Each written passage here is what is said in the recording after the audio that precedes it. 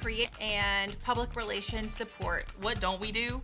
We do it all. We have Pubs, which is our publications now, which is our live events, Create, which is our creative services, Consult, which is helping brands amplify their message, Speak, which is the live speaking and keynotes that we do, Storytelling, which is our PR and copywriting services, and then we have Launch, which is our live events. I work under the Create talent. You have graphic design, you have day-to-day social management. There's so many different aspects. It is so limitless. rAVe Create is the worst talent.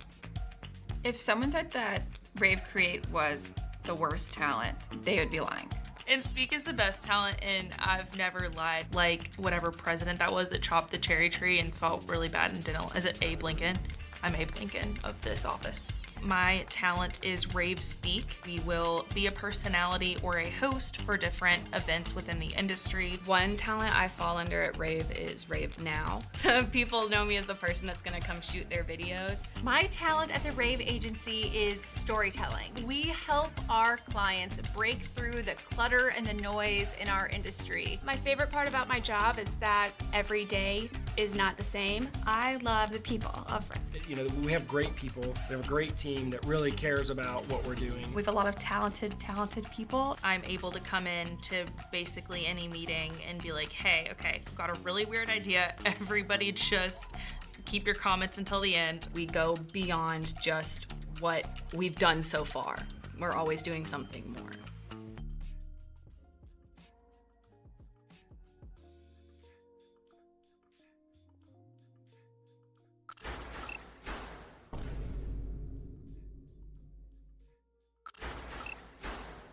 All right, welcome. Hello and welcome.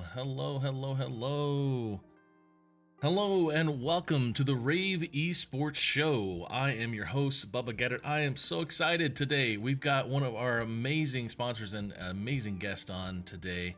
We're going to spend some time talking about esports, talking about gaming, talking about audio-visual, talking about all sorts of really cool stuff that I only get to see and don't really know what to do with other than plug things in. So I'm going to learn a lot, and hopefully you're going to be here to learn a lot as well. We are streaming live on 15 different places: Kick, Twitter, YouTube, LinkedIn, Facebook, Twitch, another YouTube, Instagram, TikTok. We are all over the place. We're having so much fun.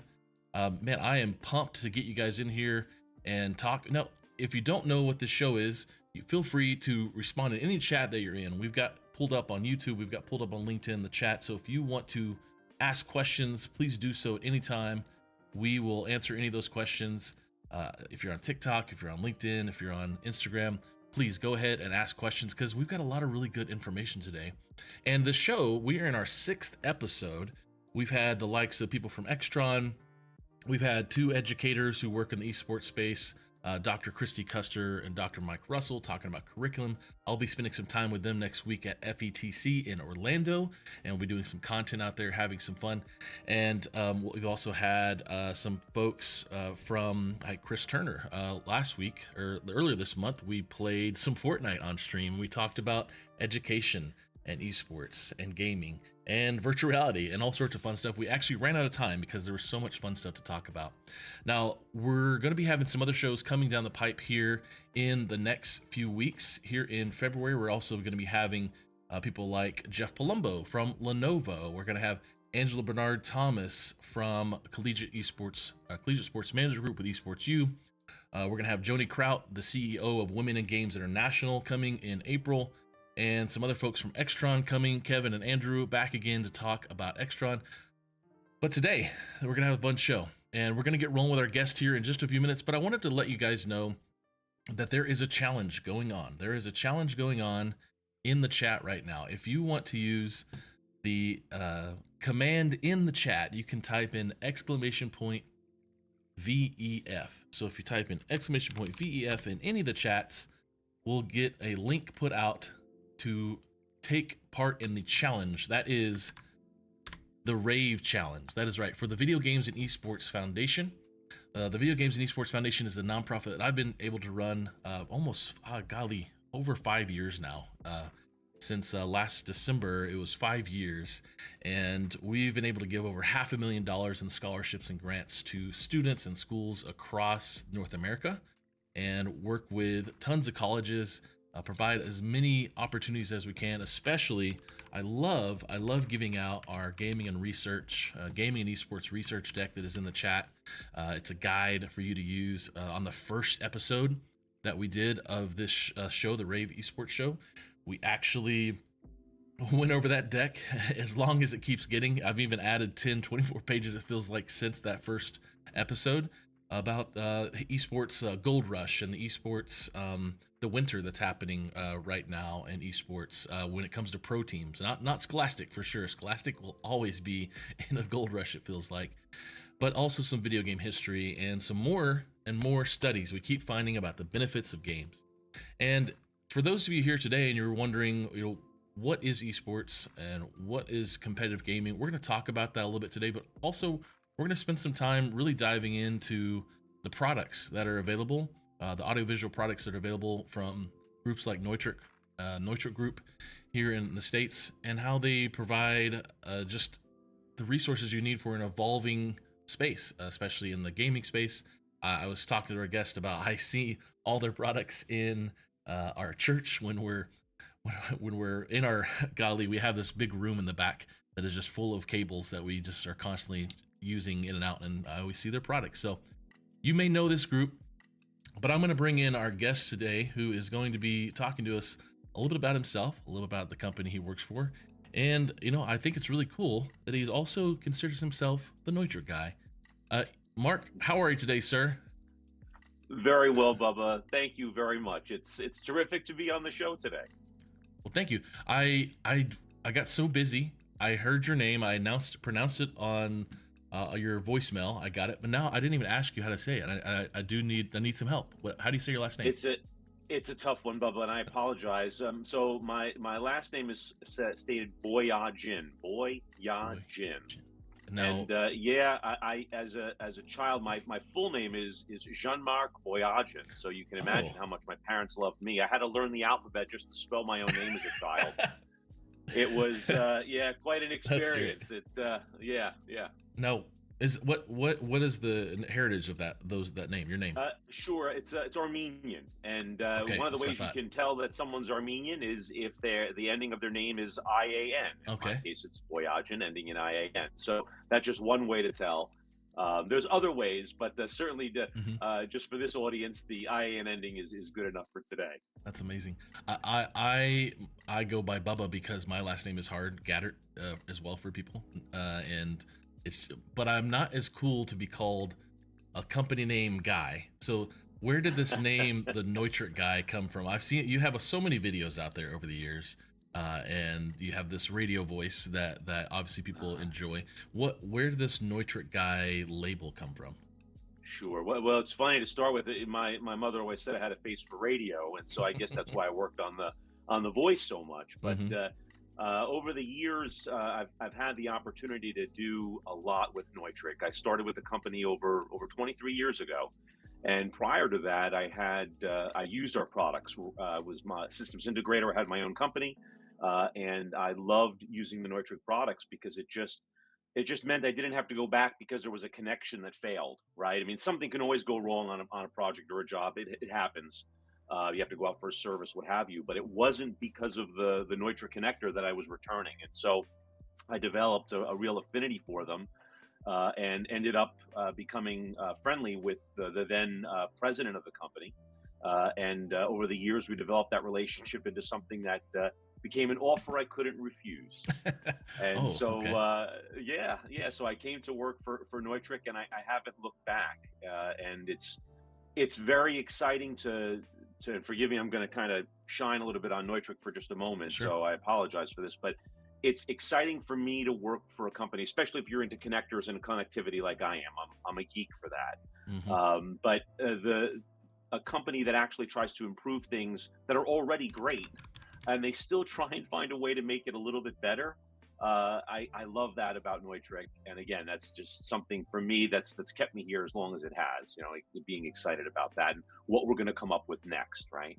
And so becoming the Neutrik Guy really was a moniker that just kind of fell on me. I did so many different videos that eventually people would say, "Oh, I recognize you," whether it's at a trade show or maybe at an event. You're that Neutrik Guy, and so I decided to own it. And so I've used that as a moniker, probably for about the last decade or so. Wow. I got that Godfather, an offer you can't refuse. Is that the Godfather? Is it Scarface? Yeah. Is that Godfather? No. Yeah, it made me an offer I can't refuse. Yep, exactly right. So Yep. how long you been with? You said how long you been with Neutrik? Just over 23 years now. So Wow. yeah, it's in fact I had started out doing trade shows for them before I was even an employee. Again, the gentleman that I became friends with, Jim Cowan, who was the president, in fact, the founder of Neutrik USA at the time, said, "Look, I'd love to have a guy that just digs these connectors and is so into doing this sort of thing." And I guess that excitement, again, that nauseating, geeky excitement that I have over these kinds of things. He said, "Well, why don't you come to the shows and just talk to customers about what you're doing and how you use our products?" And so that's really how it started for me. So yeah, I like it. I love to. Some people like long walks on the beach and rainy evenings. I enjoy some solder and that smell of rosin core flux, and wow. it's really, Bubba. It's lucky that I Nice. have a wife and children. It really is. It's a miracle. No, it's been a great ride. Like I said, we've developed so many new things over the years, and so many industries. I love. It's wonderful to be able to talk about the products, but I love more than anything, because a connector is just a connector. Like, who cares, right? In and of itself, it does nothing. But when that magic of what somebody does with it, whether they're putting it on the end of a cable or on a panel or on a piece of equipment, and they're making magic happen through that connector, I like to say that Neutrik plays an otherwise small role of really big industries, whether that's broadcast, houses of worship, higher education, esports, like we're going to talk about today. Again, we play a really tiny role, but it's still significant, and it still makes a difference, especially when something doesn't work and you've got to figure out where that break in the signal chain has occurred. So again, I love seeing what people do with our products, and I love learning. In fact, if on chat, if anybody has any examples of things they've been doing with Neutrik products, love to hear about it. And certainly even after the show, if there's things they want to share, I really get excited over seeing what people are doing. So please. I love that, Mark. Well, I hear in the chat, Mark is the best, and that's from Margie White. Margie White says Mark is the best. So on LinkedIn, thank you for that. Kyle over on Twitch, making them. Yes, magic is happening with the amazing Neutrik. Now, tell me a little about before you were doing trade shows for Neutrik. What were you doing before then? Before that? Sure. So I guess the broader way to explain it is if electrons flowed through it, I either designed it, built it, calibrated it, installed it. So everything from, think of it this way, it's like providing custom solutions with off-the-shelf products, right? That's really what it was, right? Somebody would come to me and say, "Hey, here's the challenge I have, and I need to be able to figure out how to make this work. So, what do we do? How do we get from point A to point B, and what are the products and connectivity that I need to make that work?" And so that's really what I did, whether it was, programming a touchscreen, or, connecting a display device. I had one interesting project where I was doing intraoral camera systems. And so when patients are sitting in the dentist's chair, they actually had a video display that they were looking at to kind of keep them occupied, which today is actually very common, but 20 years ago, not so much. And being able to kind of create that experience for them so that they could watch a show or a movie or what have you, and kind of take their mind off of what was going on inside of their mouth. And again, Neutrik played a role there too, right? You still need connectors to kind of make all of that happen. So that's where the magic was, right? Is putting all that together. Yeah. Now, so lots of projects. What's Neutrik's history? Where did it start? Who started Neutrik? Sure. So the company was started by a gentleman by the name of Bernard Weingardner. He's unfortunately no longer with us, but Bernard was a very brilliant man. This is started in the Principality of Liechtenstein. Liechtenstein. So when people ask where is Neutrik, a lot of times they'll say, "Oh, it's in Switzerland, it's in Germany, it's somewhere in Western Europe." and it's actually in the Principality of Liechtenstein. Very small. It's about the size of Washington, D.C., has about 35,000 inhabitants. In fact, I would guess between you and I and maybe some of the viewers here, if we wanted to, we could probably head over there and take over the country in an afternoon. It's rather small. And so essentially in a barn of all places, Bernard was able to develop what would be the new XLR. And to be clear, Neutrik did not invent the XLR, right? That came from another company many decades before. What Neutrik did is, as I said earlier at the beginning of our call here, what Neutrik did is they just improved it a little bit. And so they removed things like a screw that would need to be used to hold the insert in place and keep everything fastened together. In fact, some companies even use a reverse threaded screw. Again, Neutrik eliminated all of that. In addition to that, they created something called, and it's really probably the reason why anybody knows the Neutrik Guy or the Neutrik name at all, is one little bit of plastic called a chuck type strain relief. And so for everybody out there watching, when you're making your connections, the part that holds the wire into the connector itself is something called a strain relief. And they come in many different varieties and sizes and shapes and forms. But what Neutrik did is they took something like think of a drill chuck, and you know how you open up your drill and you put your drill bit into it or your screw tip into it and you tighten that down, and there's like those 3 fingers, if you will, that actually grab onto the drill bit. That's a chuck, a drill chuck. Well, that's essentially what Neutrik did, is they developed that drill chuck, but they adapted it for the connector, and hence the chuck type strain relief was born, and that absolutely revolutionized the industry. We were a very unknown company, right? And nobody even really paid attention to Neutrik in those years, and we're talking almost 50 years ago now.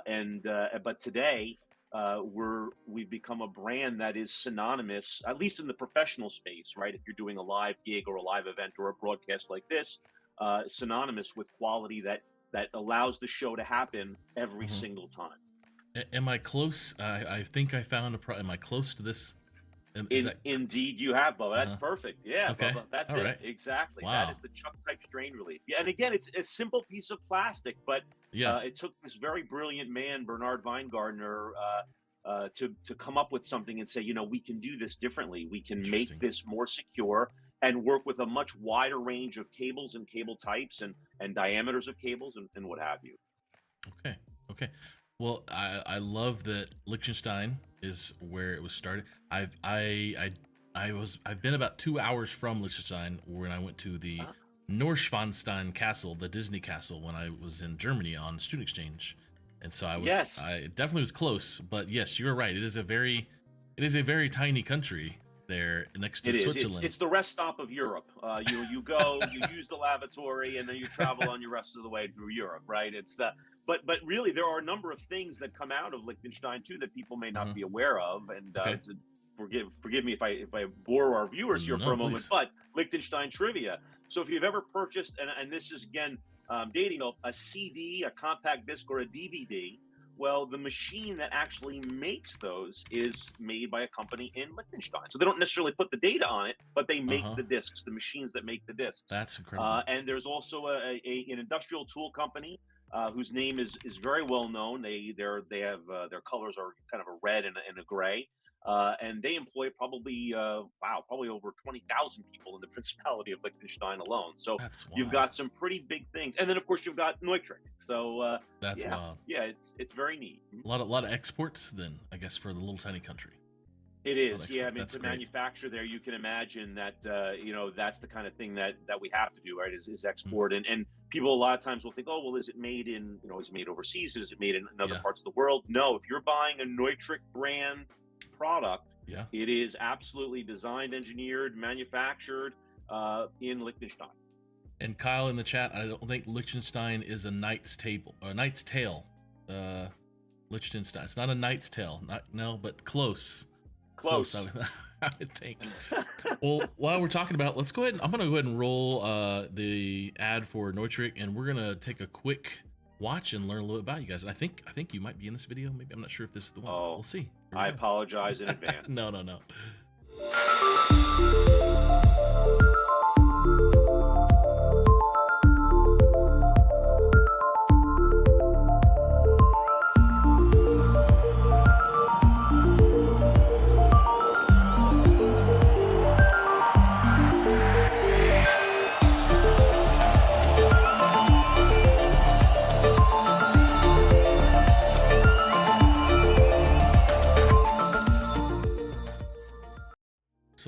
Yeah, we got a new one. I remember the one we had in the past was you speaking in front of it, and looks like Patrick Marlaw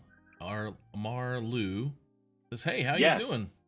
How you doing, Patrick? You got some friends here in the chat today. Sounds like it's very nice. Shout out to Patrick. Thank you, brother. It's I'm glad you got a chance to tune in. And that's the other thing too.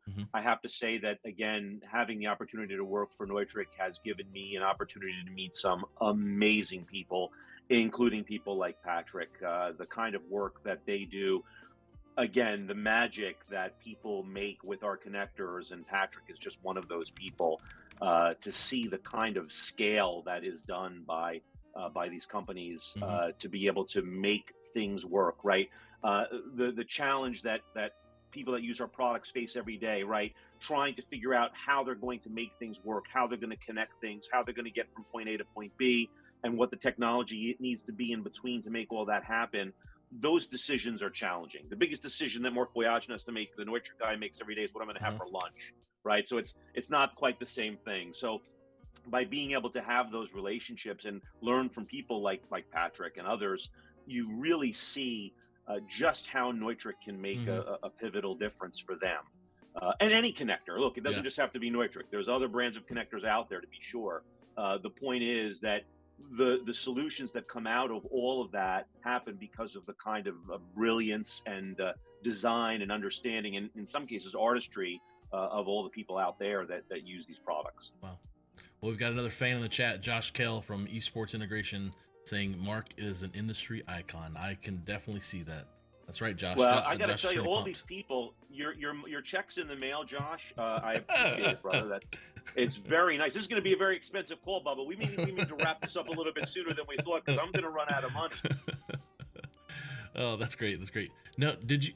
Before we jump into more to esports and Neutrik, with your personality, with your voice, with your presence, have you done anything outside of this that you do now? Have you radio or sports, or were you in theater or anything? Where does this come from? Yeah. Again, it's become both a blessing and a curse, right? Truthfully, when someone, when they asked a group of us at Neutrik, hey, we have some videos we want to shoot, who's willing to do it? And unfortunately, I didn't watch everybody else taking one step backwards, and then I realized, wait a second, I'm still standing in the same spot. I should have taken a step back too.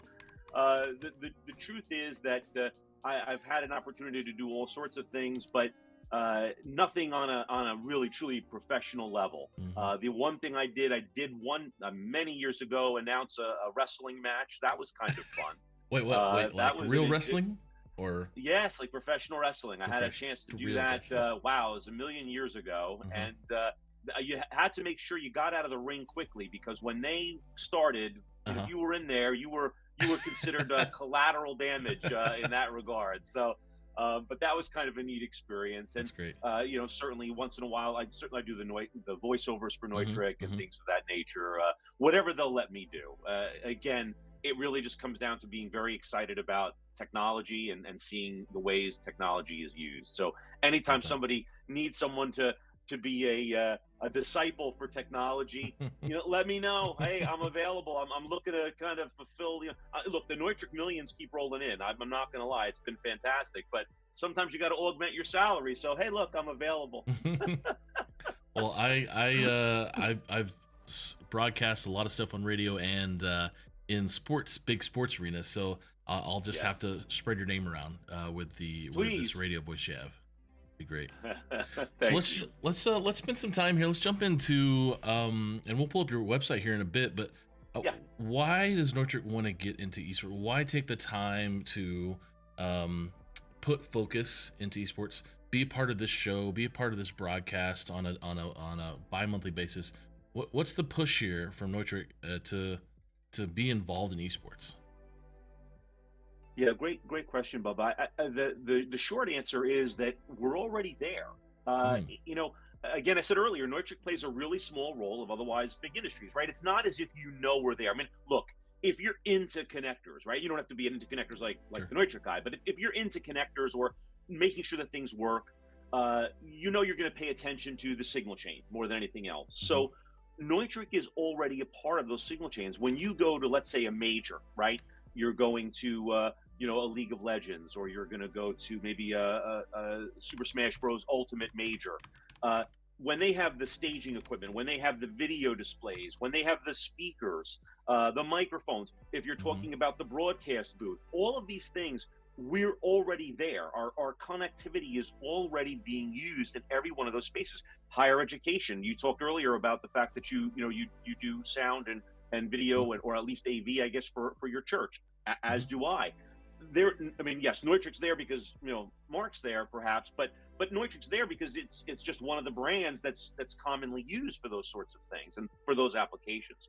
So for us, we are already there, but we stop just short of the actual stage itself. In other words, let's say you've got your 5v5 or your competitors on the stage, what have you. They're not necessarily interfacing directly with Neutrik at that point. The cameras that are on them, the microphones that they might be using, all of that is still going to have Neutrik in it. But at that level, we don't necessarily play a role, at least yet. However, and this is probably jumping ahead a bit, so forgive me, where Neutrik isn't necessarily the de facto repository, if you will, the standard, if you will, for esports in general, where we are the authority is really on signal chain and connectivity. That's our space, making sure that those electrons get to where, or photons, if we're talking, if we're talking about light, if we're talking about fiber, what have you, making sure that signal gets through each and every time without fail. To give me some ideas of when you are breaking it down to the most basic, electrons and protons. What in your product line is electrons and what in your product line is protons? Or explain a little more for us in the sciencey as you want to be. Sure. Well, I appreciate you letting me geek out. That's terrific. So if we're talking about copper, right? So we're just talking about being able to send electrons down a flow, right? Down your cable. So there we've got everything from an RJ45. It's what you would use, let's say, for connecting your computer, your network. Like if you're not wireless and you're going to wiredly, connect your computer in wired using an RJ45 connector. And that's something in our EtherCon line. It's a product that we make that essentially takes that rather fragile RJ45, right? That little plastic bit with that little latch that lasts about 2 insertion withdrawals, and then it's broken, and then you're like, oh my gosh, I got to tape it in and try and keep it in. Well, Neutrik makes a rugged version of that doesn't necessarily improve the RJ45 itself. That's going to be the way it is. It's designed that way, and Neutrik can't do much about that. But what we can do is we can surround it and ruggedize that so that it's protected, and so that latch is no longer even significant. If that latch breaks off, you still have this metal housing that's protecting everything and allowing that signal to get through, right? So show after show, or competitive match after competitive match. So that's one area. HDMI, right, which has become a real standard. You've got HDMI, you've got DisplayPort, you've got USB-C. Neutrik makes locking versions of these as well. So when you take a traditional HDMI connector, which has no locking mechanism whatsoever, you plug that in. Imagine you're doing something, you're playing, you're competing, and now that connection comes out. What do you do, right? Because you just lost your signal. With Neutrik, you've got something that you and I could actually probably hang off of, and that HDMI connection still is not going to come out, right? It's a locking mechanism. And although we don't necessarily worry about this in indoor spaces, Neutrik connectors are also typically weather rated. So I'll use a term like IP65, right? Yeah, so IP stands for ingress protection. And all we're talking about is what kind of resistance to water and resistance to particulates in the air or dust can come in contact with the connector without contaminating the connection itself. And so Neutrik makes a lot of products that are IP65 rated just for that purpose. Oh, that's great. You just brought up the HDMI. So that HDMI that you're looking at, you'll notice that what we've done is not only do we have that kind of a what we call a D shell, that flange that you see there, that's all made out of all metal, but because there are issues when HDMI is used a lot and over time, it can flare. So the outsides, if you will, of the metal line that you're seeing there can flare out. So what Neutrik did is we surrounded that with plastic. Now, is it going to make the HDMI, the ultimate connector? Probably not. But what it will do is it'll allow the life of that connector and the continuity of that connector to work a lot longer than it would without that kind of a protection or that kind of surround. Those are the areas that Neutrik plays in, and we do, I have to say, we do a really good job of taking otherwise challenging connectors that are fragile and making them far more robust. Okay, and so then lighting wise, so lighting can be And XLR that's as well. outside, right? Yeah. So I apologize. So yeah, Oh, lighting no, go can- ahead. with copper, with XLR. So we just talked about two things that are more on the digital spectrum. So we talk about XLRs, right, for an analog signal, or if it's AES, it could be a digital signal as well. And they come in different pin varieties. So an XLR, for those of you who are unfamiliar, think about a microphone, and that's not wireless; it's wired. And so that microphone is going to be using something called an XLR, which is a 3-pin connector. Traditionally for microphones, it's a 3-pin connector, but they can come in other varieties as well. And so that allows that audio to get through from the microphone, from the person's voice, and then out to whatever the soundboard is, the mixing console, and out to the house, to the people that are listening to it. But they come in different pin configurations. So we talked about the microphone, but they also come in 5-pin varieties, for example, that will allow you to do things like DMX lighting applications. And what is that? Briefly, DMX lighting is just going to be a way of communicating with different lighting fixtures and devices that can control lighting, that use nowadays you have versions that use an Ethernet connector as well, but traditionally they've used a 3 or a 5-pin XLR, mostly 5-pin, to be able to communicate that information, to turn the light on, to change the color, maybe even to adjust where the light is pointing. All of that can be done using this DMX technology. Wow. And so Neutrik makes a ruggedized connector for that as well. Wow. Okay. So yeah, I'm learning And a if lot I here. take you over to the other side, Bubba, if we go to the light side, where we're talking about fiber optics, Neutrik makes a different a variety of those. So fiber, typically, if we're talking about, especially for esports and gaming, if we're talking about maybe a smaller thing where maybe it's at the club level, you're meeting on Wednesdays and you're setting up a folding table and throwing a few monitors and some consoles on there, and that's what you're gaming with. Chances are you're not necessarily going to come in contact with fiber. But on things that have a larger scope or have to go a larger distance, or you want to eliminate latency of any kind, or make it as small as is humanly possible, that's where fiber can play a role. And traditionally, fiber has been very delicate, right? You're talking about a piece of glass that's no bigger than a human hair, or sometimes plastic no bigger than a human hair, and that can be very fragile. So Neutrik has developed what they call their OpticalCon line of products, and they range anywhere from as few as 2 fibers to as many as 48 fibers, all inside the same size connector housing.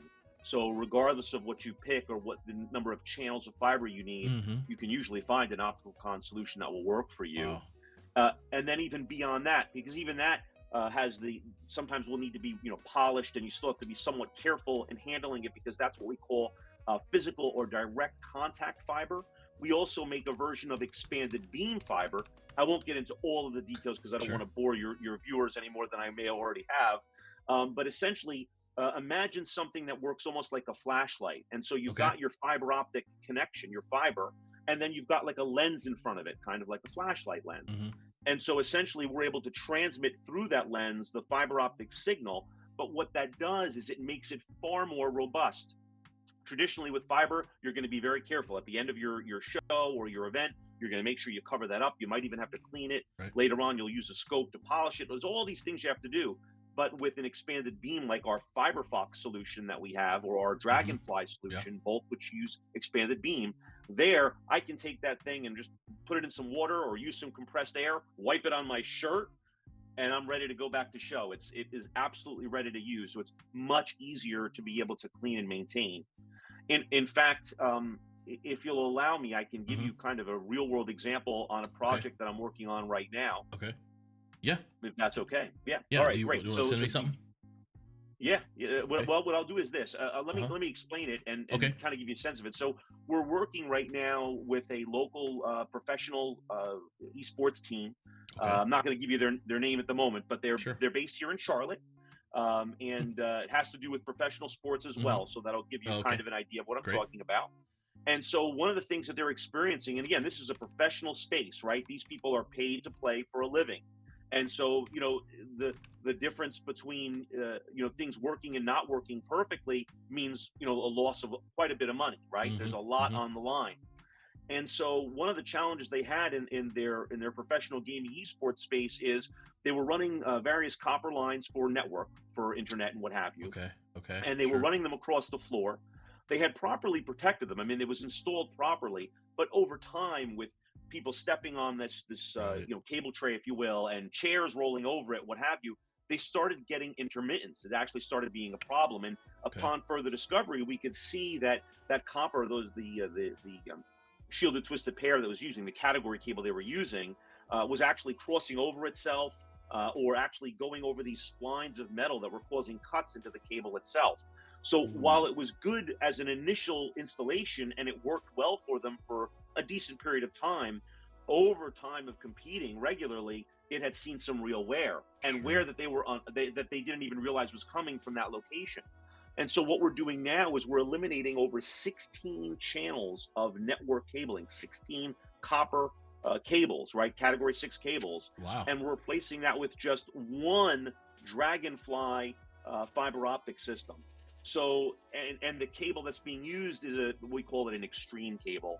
And so you can drive a car over it. We can hang off of it. We can rub it on the concrete, drag it across the ground, throw it off scaffolding, and it still works. It just takes monumental amounts of abuse. And so for this application, now it doesn't matter if they want to step on it, roll chairs over it, stand it, put the table on it, jump up and down on it. It's still going to work, and they're not going to lose their connection. Wow, that's crazy. I love that. That's I will say, as an esports, let's say an event nerd who goes to these events and helps set up events, and you go to a place where it's not your facility, and we bring in extra equipment and people, and maybe the tech guy isn't there, and everybody's coming in with all their own equipment and all their own chairs and all this other stuff. Yeah, it can be an issue, especially when you're multi-purposing an area. I had that issue back in Boston last fall, where we just couldn't figure out what was wrong with the audio, and it had to do something with what you just mentioned, like cabling just being worn out. So wow, it's very true. So you're saying that there's a solution you guys have at Neutrik that kind of helps mitigate this wear and tear from, I would say, gaming chairs in essence, at a point in the esports space. Is that right? Yeah, Wow. that's exactly right. Yeah, absolutely. And so while that product wasn't made specifically for esports, again, if we look at Neutrik as the authority on the signal chain and a ruggedized signal chain, that's our space. That's where we can make a difference for anybody that needs help. And we love it. We relish the opportunity to kind of delve into the challenge that somebody's facing and try and figure out if there is a Neutrik group solution, and then if we find one, how do we apply that makes the most sense for them in their particular application? We've got a lot of people here in the chat on TikTok and Instagram, YouTube, Twitch, Twitter, LinkedIn, Facebook, Instagram. Oh yeah, if you guys got any questions here, I'm kind of blown away by this really informative information that I like diving into. I want to, while we got this time, we got about 20 minutes here, I want to jump into your website that has it's your kind of esports focused website. Can we jump into that? Yeah, please. Okay. Let's do that. Well, walk me through what we got here. Sure. So we set this up because we wanted to give people a place to go to start, right? Maybe you have no idea how you're going to do it. You've just been told by the school principal that it's going to be your job to take care of handling the new gaming program at your local high school or middle school, or maybe you're now the esports director at a university, college, because they realize, oh my gosh, this is the fastest growing sport on the planet. And by the way, if we want to remain relevant, we better be involved in esports and gaming, right? And so you're like, well, okay, I've been handed this, but I don't know much about it, or maybe you have a child that plays a video game, but that it doesn't necessarily translate into being able to develop a whole program. So what Neutrik did is we created this kind of landing page, if you will, to allow people to have a place to start. Is it going to give you all the answers? Are you going to find everything you need to make it work? Of course not. But if you think that the first thing you have to worry about is the video card that's going into the computer that you're putting on that desk, think again. If it's going to be just a classroom, that's great. That's one thing. You're probably not going to need a whole lot of Neutrik rugged connectivity, but you know what? You're still going to need to pay attention to certain things, right? And so this website gives you that ability to say, oh, okay, hey, I didn't think about the fact that I might have to deal with something like, I don't know, I have to deal with the furniture. Maybe I have to deal with what kind of equipment. What about my internet connectivity? How am I getting that? What about being able to do something like, for example, after everything's purchased, then what do you do? How do I deal with maintenance and support, right? We think about everything we're going to buy. Or what if it's on a larger scale? Now I have to develop, I have a space that's been given to me, but now I've got to outfit that as an esports facility. People think about the computer, they think about the display devices. All of that's great. And I'm not suggesting it's not important. But what about the HVAC that you have to get around with cabling, right? What about getting electric where it needs to go? Hey, you've just been told that you have to drill through this brick wall that's a foot thick.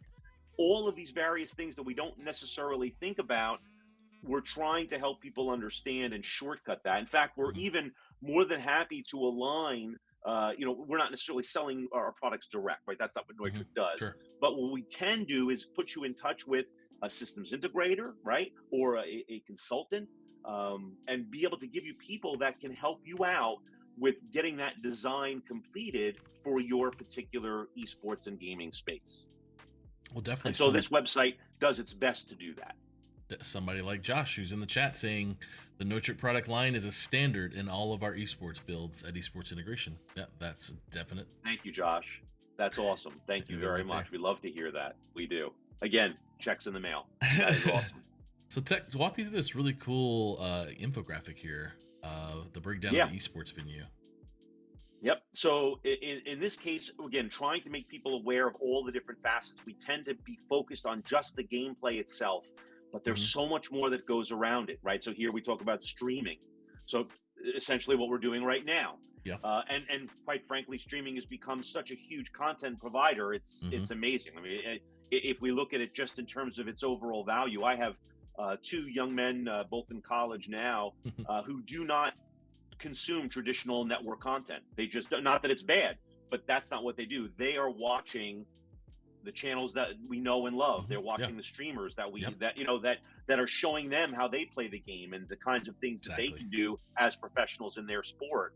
And so that's the kind of content that they are absorbing more than anything else. So streaming makes a difference. The equipment that's used for purposes of streaming, like we're doing now, will have microphones, XLRs, you're going to have lighting, you're going to have network, all of these things where Neutrik can play a space. Even if it's not necessarily using a Neutrik group connector or solution, you're still going to need to pay attention to these sorts of things. So the streaming. How about areas where people have Congress, where they're sitting around watching other people play, right? Whether that's inside the venue or maybe in a side space, maybe it's a green room, maybe it's a place where the teams that are competing, they have their own team spaces that they have in isolation from one another so that they can talk with their coach, get their game plan together. Those spaces also need different types of connectivity. So you have to think about that as well. We talk about point of sale devices, right? So people are buying merch or they're buying, popcorn and snacks and drinks and what have you. Well, the equipment, the very equipment that takes the point of sale, all of that has some kind of connectivity. That's another area where you have to think about that. And Neutrik also plays a role there. So, and of course, the gaming stations. Imagine, if you will, you're setting up this space that has, let's say, a dozen or more gaming systems, and they're not inexpensive, as we know. I mean, my gosh, you could spend, upwards of $3,000 on a video card, right? So you've got all this expensive equipment, much of it attached to rather delicate pieces like a motherboard, what have you. And as we discussed earlier, as we pointed out, HDMI, these are not necessarily robust, rugged connectors. But then you have people plugging in and out of these things, mating and unmating these connectors. And over time, you're risking the damage of the motherboard, right? Because if that connector breaks, you've got to replace an entire expensive motherboard or a video card. Well, what you can do is, using products, things that are made by Neutrik, ruggedized solutions, imagine bringing that interface forward. So now you've got something that you're interfacing with that has a ruggedized connector solution. You've got a connection from the back of that to your expensive electronics, your computer, your video card, what have you, but you're not exposing any risk of breakage to those because you're interfacing with something that's just sitting on the desk up front, easy to get to. Doesn't require a flashlight to look behind, doesn't require craning your neck to move something around, and doesn't put undue risk on the expensive gear. 100%. Definitely needed. I love it. So yeah, so it's all encompassing. I love, definitely Josh and I have talked about this, and you hit it nail on the head. The HVAC is necessary to be aware of. And we talked to a lot of schools, and there's just, especially when you go do events, let's say if you're going to an open space that's a convention hall where they do bridal shows, I spend so many hours being a translator of power and internet and what is needed, because internet for 100 booths that have a card swipe is not the same as the internet needed for 40 computers. So yeah, I love that you have to look at all that stuff. And so yeah, so you've got here space, equipment, future internet connectivity you talked about as well. And I want to be clear that the idea here is that you don't have to be the people that are watching this broadcast right now, and thank you again for tuning in with myself and Bubba. I really appreciate the opportunity. You don't have to be an expert. If you're coming at this for the first time, there are companies like Neutrik and plenty of other companies out there that want to help you make your space the best it possibly can be for the gaming experience for your students or the people that might rent the space or whatever it might be. But also know that you can come to Neutrik and we can give you a good basis of understanding of the things that you might not be thinking about when you're planning to outfit that space, however big or small it may be. So especially when it comes to connectivity, we realize that this is what we do. We are neck deep in connectivity solutions with the Neutrik Group. So we definitely can provide a solution for you, and at least some suggestions to how you can go about starting. Right. Well, there is a lot of people in the chat here today. If you guys are in the chat and you've got questions, or you're just taking all this in like I am and learning so much today, please ask any questions, drop any comments in the chat. We'll put you up on the screen. If you're saying anything, it'll pop up on the screen just like that. But I saw security and I saw funding. Tell me a little bit more about these bullet points here down below. Yeah, so same thing. We want people to be aware that it isn't just buying, keyboards and mice and gaming keyboards and mice and the appropriate video cards and all of that. You also have to think about how you're going to secure this gear, right? What is it going to be, especially when you're making investments that could be, upwards of $1 million even, right? Depending upon the institution and what you're trying to accomplish. Where is that going to go? How are you going to secure that to make sure that things aren't going to find their way outside of the space and be lost forever? And so even though Neutrik doesn't make security products, we do make the interconnectivity that makes those products work, that allows that magic to happen. And so you should be considering that. Is it going to be physical, premise security? Is it going to be CCTV cameras? What is it going to be that you're going to use for that? And then, of course, funding, right? Because that's the one place we all have to start out. And in so many ways that, again, education really taking on esports in such a big way, but you still have places out there, pockets out there where they don't quite yet, even like myself. Took me some time to come around to esports and understand it. You and I discussed that pre-show, Bubba, a little bit about some of my experiences with that. And so look, the reality is, if you're dealing with your dean of schools or what have you, and your committee saying, well, hey, look, we don't understand why we need to give you a budget of X to be able to put in this space in our university. Look, you can't. There are so many different schools that are putting in amazing esports systems out there and gaming spaces for students.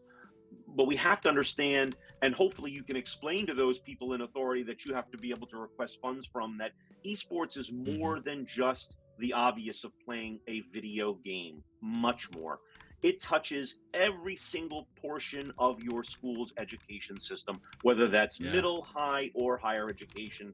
You've got your schools of architecture, engineering, biology, of course, graphics and design, journalism. All of these schools, all of these types of education and programs touch esports in some way. And you don't just have to be a professional gamer to be involved in esports. there's much more that you can do and still be a part of a fantastic community of people who are trying to make a terrific product that, frankly, is just loved by so many millions of people. So you have an opportunity to be able to explain to them, hey, look, our budget comes from the fact that we know that we're going to be doing more than just playing video games. This isn't just some, lone 12-year-old playing in his basement at 2 a.m. playing video games. I mean, although it could be that, the reality is this is a much broader, larger community of people, both young and adult. What is the average age? Somewhere in the 30s, if I'm not mistaken, correct. low 30s, right? Of people that are playing games. As a personal example, I'll share this with your viewers. Yeah. So I have, as I said earlier, I have two sons that go to college, and both are actually in college for gaming and esports in different ways. Okay. One actually with a basis in psychology, the other one with game design itself. In any event, my youngest, this was during COVID, and he was looking at colleges to go to. And for years I had been watching him play video games, going, "Oh, yeah, what's going to happen with this?" Even though I myself enjoy video games, but trying to translate that into something real world.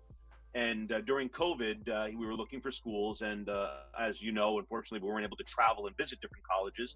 But we had no less than 6 different colleges reaching out to us so that they could ask and try and sign up my son to be able to play video games for their school and pay him to play. Wow. And you're on these calls and you're looking at the coach going, do you realize the "I told you so" moment that you've created for me here? I've been telling this kid to get off that thing for the last 5 years, telling him it's going to amount to not very much, and you're going to pay him to play. And so sometimes it takes those whacks in the head, that proverbial dope slap, to make you wake up and just realize how significant esports is, even for someone who enjoys playing games. And so to that end, I am a true believer, and my family is really quite heavily involved in esports now with both of our sons. And we enjoy traveling around the country, going to all different events and majors, and watching them compete, and volunteering in competitions ourselves in pools and what have you. So yeah, we're sold. We're sold on it. That's great, Mark. That's great. Well, I'm going to come back here. We're going to take a quick little break, talk about Extron commercial and one of our sponsors, but I want to come back and I want to get your last final thoughts. So we'll be right back.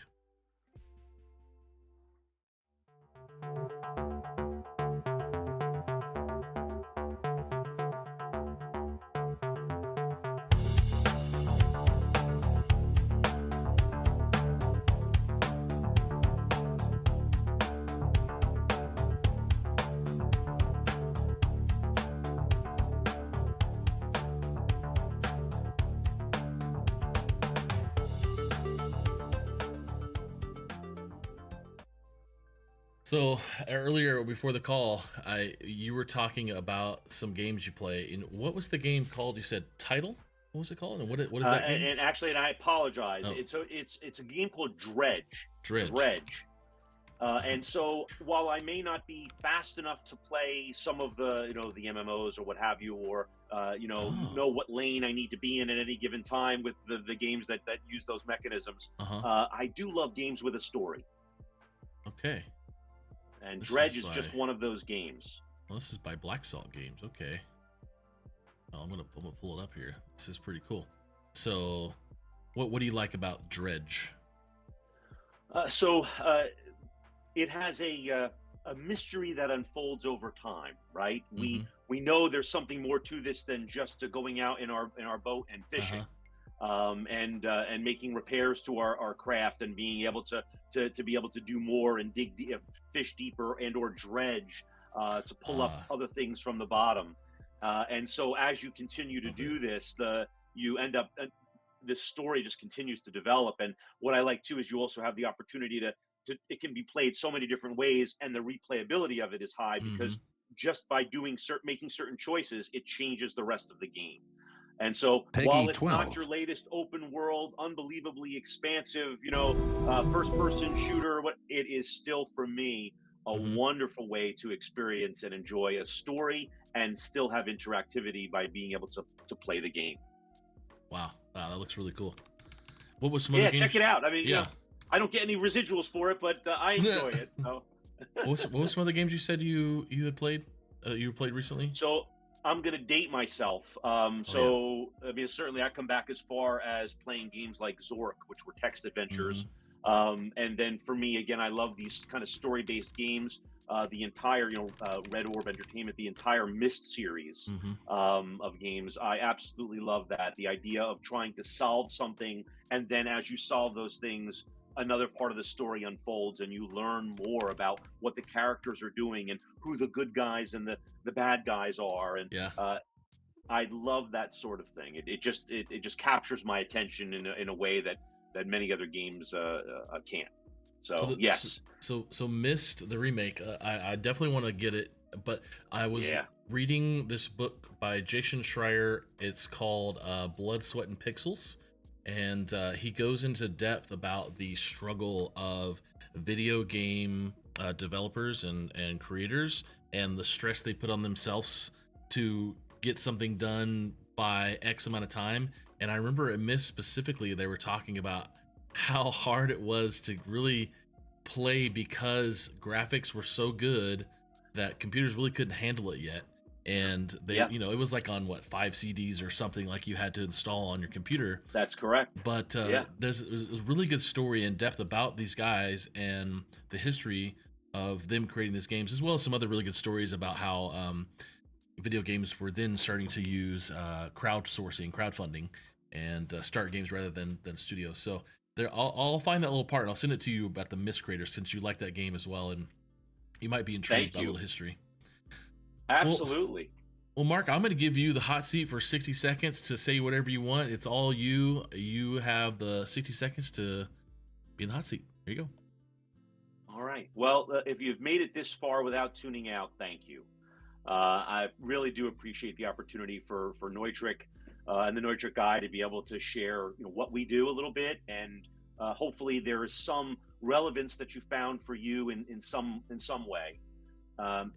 Again, Neutrik is not the de facto, standard or authority, if you will, on esports and gaming. We're not. There's amazing people out there, and this community like that Bubba is a part of, and we certainly want to be a part of and continue to work with. There's so much that you can learn from all of those people. Wonderful. What we are the authority on is the signal chain and connectivity. It's where we live and breathe. If you're having any kind of challenges on how you need to be able to connect something, or what you should be connecting with, or maybe what the best connection solution would be, or, hey, is this just good enough, Mark? Can I use what I have here? We are more than happy to help you get started and help you on your way to find the best solution for your program. Whether that is, like I said earlier, just a Wednesday, gaming club at your local middle school, or something as big as your next, $1 million rebuild at your university to establish your esports and gaming program. And we also have a wonderful group of people that are part of the Neutrik family and partners of the Neutrik family that we can help put you in touch with to be able to get you on your way. And Bubba, I thank you again. Really, it's just been a really fun hour, and I appreciate it. Mark, it's been an absolute pleasure. I learned so much. I know we could talk about nerdy stuff all day, and I am intrigued to learn even more now. So, man, thank you so much for coming today and being a part of the show. I really, really, really appreciate it. Thank you. We appreciate the opportunity, and we'll see you all out there at some point. So if you see me, just yell Neutrik Guy, and I'll look your way. Are you going to be going to any conferences soon, or shows that we need to be looking out for? Yeah, we're going to be. I'm going to be at NAMM in Anaheim, California next week, and then followed by I'll be in Barcelona. I'll be in Spain the following week at the ISE show, and then then we've got NAB and Infocom, and so I'll be around. Okay. Yeah, I know the rAVe Pubs group. They're going to be in Barcelona as well that first week in February. And just to let everybody know, we're gonna skip the show that first week and have it the second and fourth Thursdays of the month. But Mark, thank you so much. If you want to hang out in the control room, I will come and wrap up with you, but I'm gonna shut down the show. Thank you so much, sir. Thanks, Bubba. Take care, everyone. All right, everyone. Thank you again so much for being here today. Great show today. Man, we had a ton of people in the chat, a lot of people watching on all the different platforms today. It was really a sticking point for people to learn a little bit more about what Neutrik does and what Mark has what he talked about, and I'm just super impressed with what they do for the gaming space, for the church's space, all the different optics and fiber optics and products from lighting and video and audio, and it's just amazing. And you do see their logo quite often when you're around the audiovisual space, wherever you be. And man, it's good to put a face to the Neutrik Guy and a name. And if you guys are interested in more information about them, you can go to neutrik.us. We also, our sponsor, Extron, extron.com. You can check out them /esports. And they've got also some options for you is available as well. And we'll be interviewing Kevin and Andrew here in the next month or so. They'll come back and talk about Extron. And hopefully we'll probably have some more Neutrik stuff going on in the future as well. But in 2 weeks, we're going to be having Jeff Palumbo from Lenovo Esports, great friend of mine. We probably spend too much time together hanging out, talking about stuff, but we're going to get on and talk about more things, and hopefully you guys will be interested as well. But thank you so much for being here today. Stay amazing. We'll see you in 2 weeks. Tomorrow, got a couple shows with Good Morning Gamers, and we'll have some more invites sent coming up as well. And thank you so much. This is the rAVe Show with me, your host, Bubba Gaeddert. Stay amazing. See you later.